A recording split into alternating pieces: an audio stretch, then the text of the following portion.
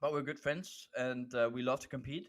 And it's always nice to see like if my friend takes more time into the game, then I need to do the same. You know, it's like kind of like a rival thing going on there because Okay. you want to beat him, and I kind of like that. That's good for uh, to compete.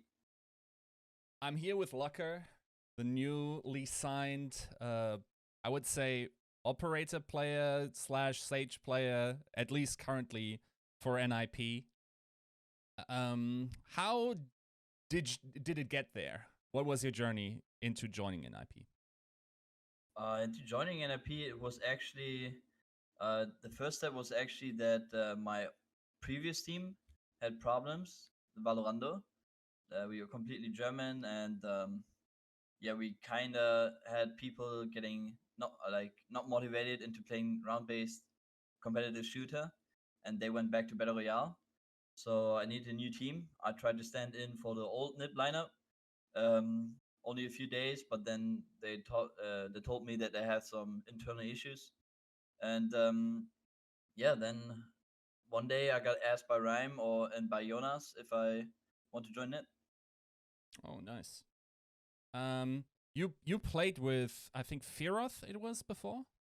Is that right? Yes, I played with him in CS. Mm-hmm. I think it was Asterion. I think that was right after Big. I think I'm not sure, but it was really close. And yeah, there I met him the first time. We didn't have the best surrounding, to get the best team in CS. I would say, Mm-hmm. and we were lacking experience, but I could see a lot of good potential in Fear there. One thing that's always interesting, especially in the professionalization of esports, is how important agencies are in order to get signed. And I noticed you credited Prodigy as well. Prodigy, of course, fielding a lot of these honestly pretty competitive stacks for the longest time, and seemingly doing great work for their talent. Do you think it's necessary at this point to be represented? Necessary, I would say not yet. Maybe if you're in like a big organization, they will have some infrastructure there as well, but it definitely helps. So I would recommend it to everyone who is not really into the scene. If he gets the opportunity, he should take it. All right. So what's the atmosphere like in NIP so far? Who also who's do the roles fall? Do you have a designated caller already, or are you still trying to figure this out? Yeah, our team captain is Hup, but our IGL is Firoth. So it's yeah, we already have a little structure. I'm the operator. Rhyme was I think very versatile in the beginning. He played Omen before, really good, but we had Korea as well in our lineup, so we tried to figure things out. Put me on Sage, put Hinom Cypher, and yeah, we see how it goes. And the interesting part about this is, as you said, you're the dedicated operator player. But it is interesting that to see that you do it, at least currently, from the first matches we saw from your team, on Sage. How is the synergy there between that weapon and that agent?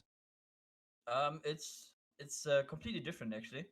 The thing you can do with Sage, um, you're more of a lockdown hero, I would say. So if there's like many people pushing you, you really have to shine with Sage. With Jet, you can maybe get one pick, then you get out when many people are pushing, or and you're more likely to look for entry frags, be aggressive, be annoying, and yeah, try to get these one frags. And if you kill them instantly, you try to get another one. But as soon as you miss once or you're under pressure, you dash out. You don't have that with Sage. You need to be really comfortable in your shots. You cannot get out of position or anything. You cannot take off angles. So it's a really different approach, but it's really hard to play against actually. Mm-hmm. And that's an interesting development as well, because if we're looking currently at the European meta, at least over, let's say, the Ignition series so far, it seems to be the case that many teams have got, at least the top teams have gotten away from Jet, with the exception of G2, where Mixwell still plays that role.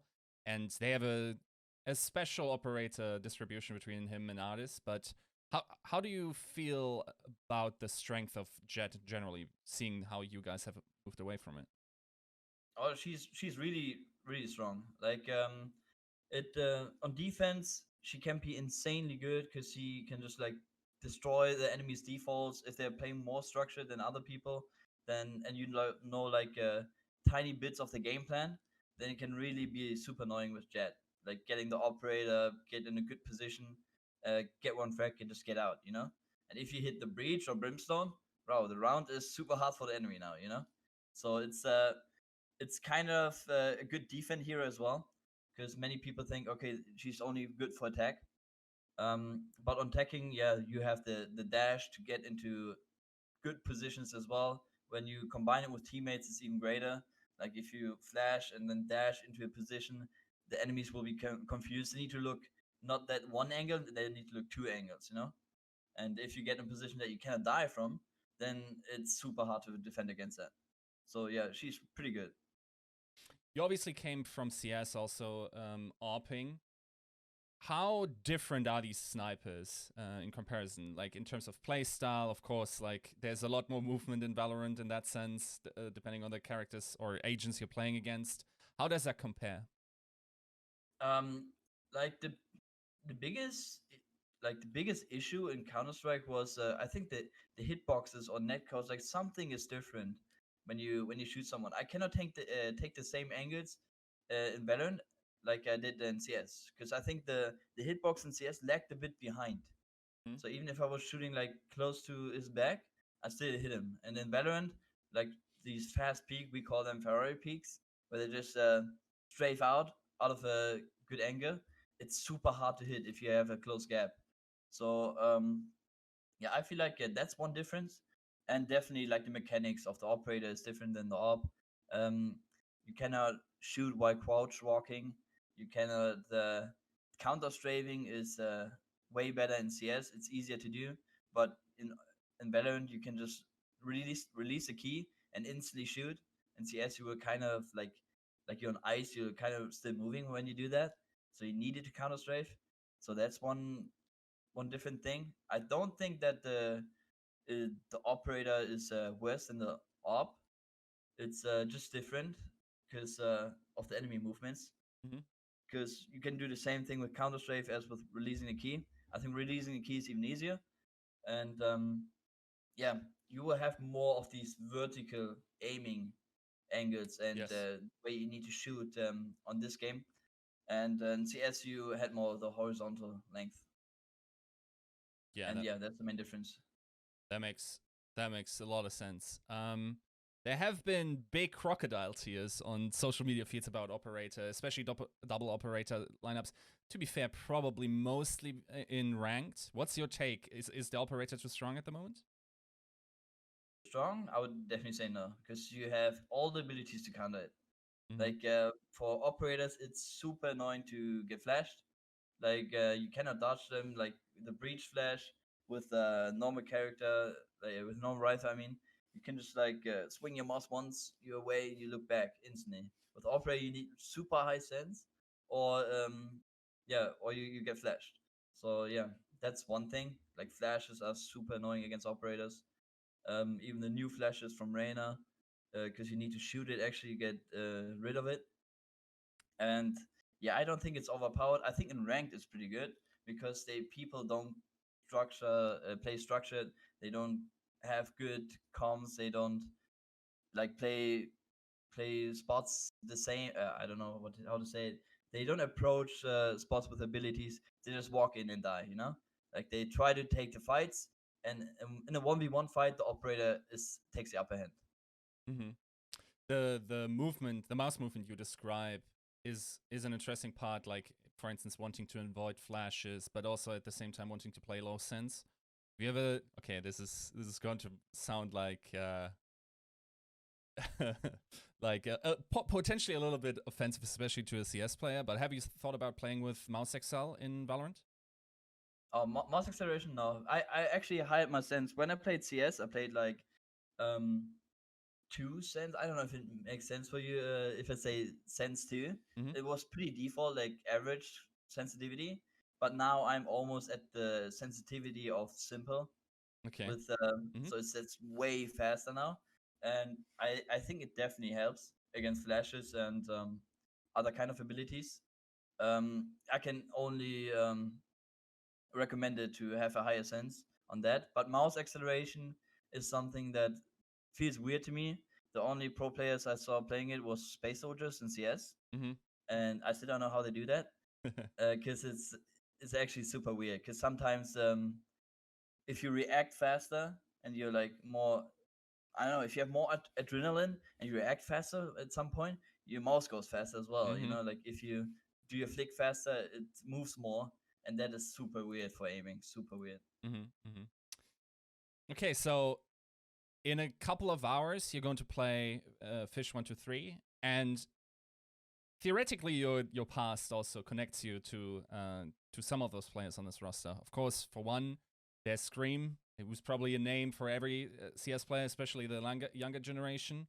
And then you also played with Eccles in the past on Fnatic Academy. Does that add Yeah. special spice to this match? Spice, yeah, I would say a bit.